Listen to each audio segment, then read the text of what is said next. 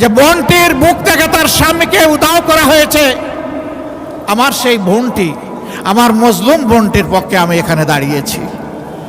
যে কচি সন্তানগুলোকে এতিম করা হয়েছে, আমি সেই এতিম অবুঝদের পক্ষে এখানে দাঁড়িয়েছি। আমি তাদের চোখের কোনায় তরল পদার্থ দেখেছি, সেই তরল পদার্থ চোখের সাধারণ পানি ছিল না।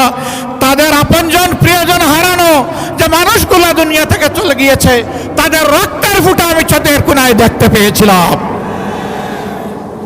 অনেকেই আবার ওই সেই পুরাতন ফেসিবাদের এপ্রন গায়ে দিতে চায়।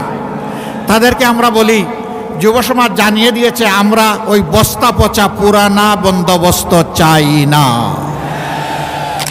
আজ তাহলে দেশবাসীর কাছে পরিষ্কার হয়ে গেল, এই দেশের মানুষ, মাটি এবং সম্পদ, ইজ্জত কার কাছে নিরাপদ।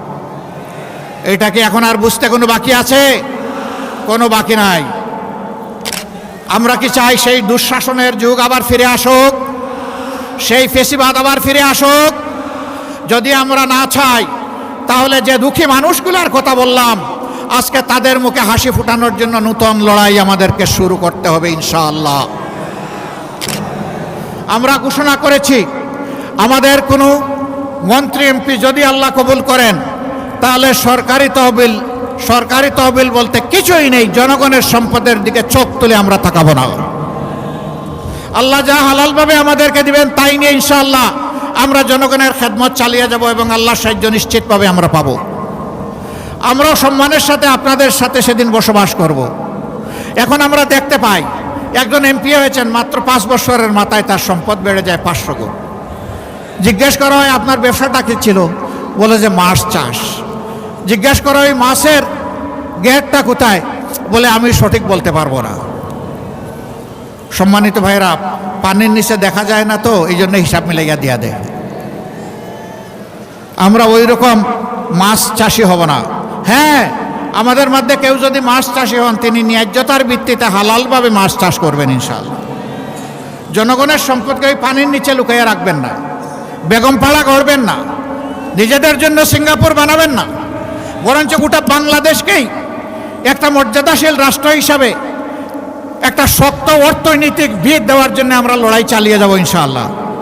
আমরা জানি এই ব্যবস্থাকে অনেকে পছন্দ করে না, অনেকেই আবার ওই সেই পুরাতন ফেসিবাদের এপ্রন গায়ে দিতে চায়। তাদেরকে আমরা বলি, যুব সমাজ জানিয়ে দিয়েছে, আমরা ওই বস্তা পচা পুরানা বন্দোবস্ত চাই না। 5টি বিশ্ববিদ্যালয়ে তরুণ, সচেতন, শিক্ষিত, সুশিক্ষিত, উচ্চশিক্ষিত যুবক যুবতীরা তাদের রায় দিয়ে বলে দিয়েছে, আমরা এখন ইনসাফের পক্ষে, নতুন বাংলাদেশের পক্ষে, আমরা এখন ঐক্যের পক্ষে, আমরা বিভক্তির পক্ষে নই ইনশাআল্লাহ। তার প্রতীকটা কি রে ভাই? বোনেরা কি?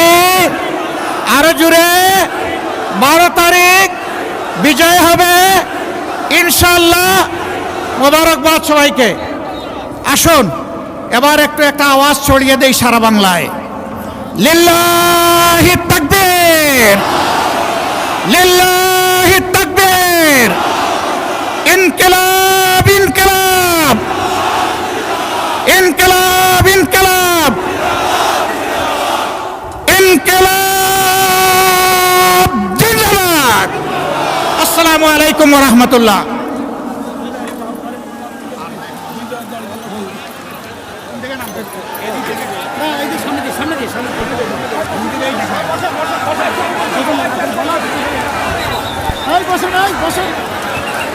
সংগ্রামী তৌহিদি জনতা, সংগ্রামী